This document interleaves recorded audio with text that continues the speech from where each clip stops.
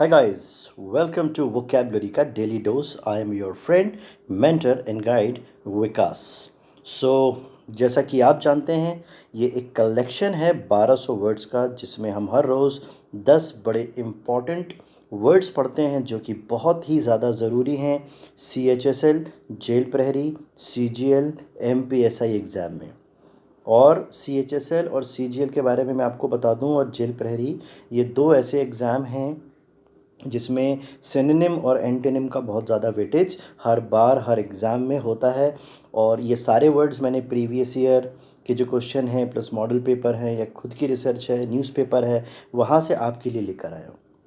तो चलिए अब हम देर नहीं करेंगे. अच्छा, इसका टाइम और नोट कर लीजिए. रोज़ सुबह 9 बजे मैं अपलोड करता हूँ हमारा वोकैबलरी का डेली डोज का जो पेपर है. साथ ही साथ इसमें एक एडिशनल प्रीवियस ईयर के 3 से 4 क्वेश्चन मैं लास्ट स्लाइड में ऐड करता हूँ, और इसके आंसर मैं हर रोज़ सुबह दूसरे दिन बता देता हूँ. तो चलिए अब हम लेट नहीं करते हैं, अपनी क्लास को शुरू करते हैं. पहला वर्ड है एसेंट. देखो, पहला वर्ड है एसेंट. याद रखना, जिसमें भी सेंट आता है, सेंट है ना, जैसे एसेंट. दूसरा इसका सिनोनिम आप देखो, कंसेंट. तीसरा वर्ड होता है डिसेंट. तीसरा वर्ड क्या होता है? डिसेंट. ये जो सेंट वर्ड होता है कहीं ना कहीं एग्रीमेंट को दिखाता है. अब यहाँ डिस हो गया तो ये ऑपोजिट हो जाएगा, लेकिन एसेंट, कंसेंट, एग्री, इसका मतलब होता है किसी बात के लिए सहमति दिखाना. और इसका जो एंटोनिम होता है वो होता है refuse. Assent, I assent your promise, मतलब मैं एग्री करता हूँ आपके वादे से. I assent your words, I assent your. तो जो भी हम किसी चीज़ के लिए एसेंट कर लेंगे तो हम सहमत हो जाएंगे. चलिए आगे देखेंगे. Next word arrogant. एरोगेंट मतलब होता है घमंडी. ये वर्ड हम पहले से भी समझते होंगे, या नहीं भी पता तो देख लीजिए. एरोगेंट मतलब होता है घमंडी. इसका सिनोनिम ज़रूर याद रखिए. देखिए, कई बार हमें वर्ड का मीनिंग तो पता होता है, लेकिन एग्जाम में एंटोनिम सिनोनिम्स आते हैं. 4 ऑप्शन लिखे होंगे. अब हमें अगर एरोगेंट का मीनिंग पता भी है तो ये नहीं पता होगा कि इसका सिनोनिम क्या है, इसलिए हमें ये जानना बहुत ज़रूरी है. तो एरोगेंट का सिनोनिम होता है हॉटी. हॉटी मतलब होता है घमंडी. और इंसोलेंट यानी भी घमंडी, या दूसरों की बेइज्जती करने वाला, या दूसरों को हमेशा नीचा दिखाएगा, क्योंकि एरोगेंट है. घमंडी खुद में घमंड होगा ना, इसलिए ऐसा करेगा. और इसका जो एंटोनिम वर्ड है वो है हम्बल. हम्बल होता है बहुत ही पोलाइट बोलने वाला. चलिए देखेंगे. Next word is attack. ये भी बड़ा कॉमन शब्द है अटैक, लेकिन इंपॉर्टेंट है इसके सिनोनिम. अटैक का सिनोनिम होता है असॉल्ट और इन्वेजन. आपने सुना होगा ना, invaded, the Mughal emperors invaded India, मतलब उन्होंने भारत पर आक्रमण किया. या हमला, सॉरी मामला नहीं, वो हमला है, स्पेलिंग मिस्टेक है, दैट इज़ हमला. तो अटैक मतलब होता है असॉल्ट या हमला. और इसका एंटोनिम होता है डिफेंड या प्रेज. अच्छा, कई बार हमें कोई शब्दों के भी शब्द ऐसे बोल देता है ना, तो हमको बुरा लगता है. कई बार अटैक शब्दों का भी होता है, इसके लिए इसका उल्टा बन जाएगा प्रेज. और अटैक डायरेक्ट हो रहा है तो इसका उल्टा बनेगा डिफेंड, याद रखिएगा. चलिए नेक्स्ट वर्ड देखते हैं. अपील. अपील करना आपने सुना होगा, कोर्ट में अपील किया जाता है कि भाई. तो अपील मतलब होता है रिक्वेस्ट या इन्वोक. इन्वोक मतलब भी होता है बार बार किसी चीज़ के लिए कहना है, मेरी ये मदद कर दो आप. तो अपील मतलब रिक्वेस्ट या इन्वोक. और इसका जो ऑपोजिट होता है वो होता है डिसएग्री या पुटिंग ऑफ. ठीक है. ऑफ पुटिंग वर्क करने का मतलब होता है डिले करना, किसी चीज़ को जानबूझ के देर करना या दूर कर देना. अपील में रिक्वेस्ट करके काम हो जाएगा. ऑफ पुट कर देने का मतलब होता है काम को डिले करना या दूर करना. Next word is anticipate. ये वर्ड आपने कई बार सुना होगा, anticipatory bail. Anticipatory anticipatory bail, ये आपने कई बार सुना होगा. अग्रिम जमानत. तो एंटीसिपेशन कर लेने का मतलब होता है जो घटना घटने वाली है उसके बारे में पहले से ही अनुमान लगा लिया जाए, उसे कहते हैं एंटीसिपेटरी बेल. इसको कहते हैं फोर नॉलेज. यहाँ वर्ड देखिए, यहाँ क्या लिखा हुआ है, फोर नॉलेज. फोर का मतलब भी होता है आगे का. फोर का मतलब क्या होता है? आगे का. जैसे बिफोर, आपने वर्ड सुना होगा, बिफोर. बिफोर में भी फोर आया ना, तो फोर यानी होता है आगे का. जैसे फोरकास्ट, फोरबोर्ड, मतलब ये सब आगे के बारे में बता देगा। फोरकास्ट भी मौसम की जानकारी, आगे क्या होने वाला, कल का मौसम कैसा रहेगा। तो फोर नॉलेज पहले से ही जिस चीज़ का नॉलेज हो जाए, या एप्रीहेंड मतलब हमें घटना पता चल जाए कि क्या होने वाला, हम पहले से सचेत हो सकते हैं। तो हिंदी मीनिंग इसका क्या हुआ, पूर्व अनुमान, और इसका एंटोनिम हुआ सरप्राइज या अमेज्ड। अब क्यों सरप्राइज अमेज्ड होगा, क्योंकि हमें पहले से पता नहीं होगा, अचानक कोई घटना घटेगी जो हमें रोमांचित कर देगी या हमें आश्चर्यजनक लगेगी। क्योंकि एंटीसिपेट में हमें पहले से पता होता है, तो एंटोनिम बनेगा सरप्राइज्ड। आइए नेक्स्ट वर्ड लेते हैं, अनाउंस। अनाउंस तो बड़ा कॉमन शब्द है, आप जानते हैं, लेकिन इम्पॉर्टेंट है, हमें उसका सिनोनिम पता होना चाहिए।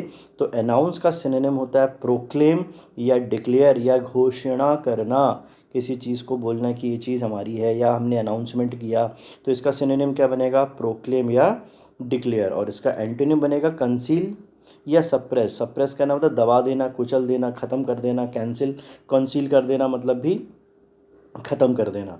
तो मीनिंग याद रखिएगा दोस्तों, अनाउंस का मतलब होता है प्रोक्लेम या डिक्लेयर, और एंटोनिम होता है कॉन्सील। कॉन्सील, देखो कैंसिल नहीं है, ये CAN नहीं है, बल्कि वो CON है, ध्यान दीजिएगा, कॉन्सील।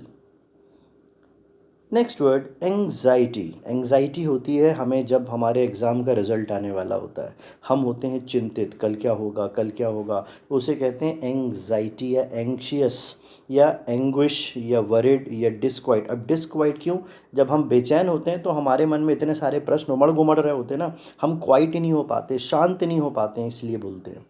इसका एंटोनिम होगा काम, शांत, सीरीन, बिल्कुल जहाँ कोई आवाज़ शोरगुल ना हो, सीरीन एटमॉस्फियर, इसलिए इसका सिनेम और एंटोनिम। आइए नेक्स्ट वर्ड लेते हैं। The word is antagonist. Actually antagonist दो कैरेक्टर होते हैं, एक होता है प्रोटेगोनिस्ट, प्रोटेगोनिस्ट, एक होता है एंटागोनिस्ट। ये दोनों ना एक कैरेक्टर हैं, ऐसा मान लीजिए कोई लीडर हैं ये दोनों।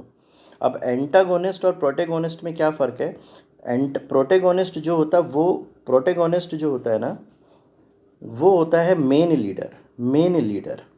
और एंटागोनिस्ट होता है इस मेन लीडर का विरोधी, मतलब जो उसका क्या करता हो, विरोध करता हो, इसका विरोधी लीडर। एंटागोनिस्ट कौन होगा, मेन लीडर का विरोधी लीडर, ठीक है, विरोधी। और इसका सिनोनिम क्या होगा, हॉस्टाइल और अनफ्रेंडली, क्यों, उसका विरोध कर रहा है। लेकिन ध्यान रखना, एंटागोनिस्ट का उल्टा प्रोटेगोनिस्ट नहीं होता, एंटागोनिस्ट का उल्टा होता है सपोर्टर। प्रोटेगोनिस्ट और एंटागोनिस्ट तो कैरेक्टरिस्टिक्स होते हैं जो मैंने बताए, लेकिन इसका एंटोनिम क्या होगा, इसका एंटोनिम होगा सपोर्टर। ठीक है दोस्तों, आइए नेक्स्ट वर्ड लेते हैं, एनहीलिएट। एनहीलिएटेड को हम कुछ इस तरीके से समझ सकते हैं, आपने देखा सुना होगा, एक घटना घटी थी जापान में, जिसमें अमेरिका ने न्यूक्लियर अटैक किया था, और जापान के दो शहर थे, हिरोशिमा और नागासाकी, इसको पूरी तरह उन्होंने क्या कर दिया, यहाँ पे वहाँ न्यूक्लियर बॉम्ब से क्या किया उन्होंने, पूरी तरह निस्तो नाबूद कर दिया। और वो जो दो शहर थे ना, हिरोशिमा और नागासाकी, पूरी तरह बर्बाद हो गए। वो दोनों ही देश, दोनों ही शहर क्या हो गए, एनहीलिएट हो गए, कंप्लीटली डिस्ट्रॉयड या फिनिश्ड। एनहीलिएट, अनिल ने ऐसी घटना सुनी कि वो हिल गया। एनहीलिएट, अनिल ने घटना सुनी और वो हिल गया, घटना ऐसी थी कि इससे उसका सब उजड़ गया, ऐसे याद कर लो आप। ठीक है, तो एनहीलिएटेड यानी कंप्लीटली डिस्ट्रॉयड, और इसका एंटोनिम क्या होगा, क्रिएट या बिल्ड, क्योंकि आप बर्बाद नहीं कर रहे हो तो आप एक चीज़ सृजित कर रहे हो। तो एनहीलिएट यानी कंप्लीटली डिस्ट्रॉयड। आइए आगे चलते हैं। ऑडेशियस, ऑडेशियस का मतलब होता है बोल्ड। ऑडेशियस मतलब होता है, ऑडी गाड़ी देखिए ना उसके, ऑडी, तो ऑडेशियस मतलब क्या होता है, बोल्ड, बोल्ड लुक, उसकी जो लुक्स हैं गाड़ी के बहुत बोल्ड हैं। तो कुछ लोगों को हम क्या बोलेंगे, ऑडेशियस यानी बोल्ड, या जिसमें डेयरिंग बहुत हो, साहसी बहुत हो, ऑडेशियस। और इसका उल्टा क्या होता है, टिमिड। टिमिड क्या होता है, ये होता है डरपोक या शर्मीले स्वभाव का, या दब्बू नेचर का, दब के रहता हो जो सबसे, उसे कहते हैं ऑडेशियस। अब बात आती है आंसर की। ये मैंने जो डे 8 के जो क्वेश्चन पेपर है, डे 8 की जो वोकेबलरी है, उसमें मैंने लास्ट स्लाइड में क्वेश्चन पेपर दिया था, और ये उसके आंसर हैं। So what is the best synonym of the word enigmatic. तो एनिग्मेटिक पर्सन किसे कहते हैं, एनिग्मा का मतलब ही होता है जैसे कई लोग के लिए बोलते हैं ना एनिग्मेटिक आईज़, उनकी आंखें कुछ बोलती हैं लेकिन हमें समझ में नहीं आता, लेकिन वो संवाद करती हैं। या मोनालिसा की स्माइल को बोलते हैं एनिग्मेटिक स्माइल, एक बहुत ही ऐसी मुस्कान जो हमें कुछ बताना चाह रही हो ना, लाइक, लेकिन क्या वो क्लियर नहीं है। तो एनिग्मा मतलब होता है स्ट्रेंज। एनिग्मा का मतलब क्या होता है? स्ट्रेंज। अब स्ट्रेंज तो इसमें लिखा नहीं है, तो स्ट्रेंज मतलब होता है अजनबी, तो इसका मतलब क्या होगा? अननोन। इसका आंसर क्या होगा?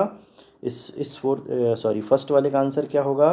इसका आंसर होगा fourth. A group of island, Iceland तो पढ़ते नहीं, इसको आइलैंड पढ़ते हैं। तो जो आइलैंड का जो ग्रुप होता है इसको आर्केपेलियो कहते हैं। आइसलैंड तो बहुत छोटा एक द्वीप के लिए, बहुत छोटे द्वीप के लिए यूज़ करते हैं। रीफ जो होता है वो प्रवाल भित्ति, उसको बोला जाता है। आर्केपेलियो होता है, ये होता है ग्रुप ऑफ आइलैंड। इसका आंसर हो गया 2।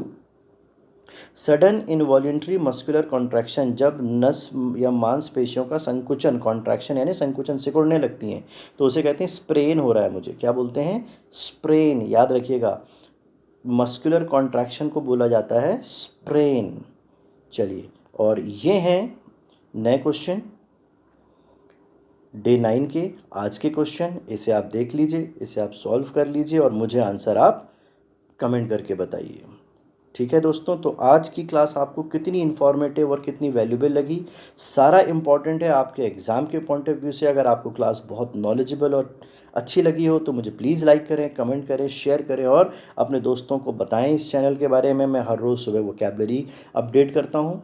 ठीक है दोस्तों, मिलेंगे एक नए वीडियो के साथ कल सुबह फिर से। तब तक के लिए टाटा बाय बाय।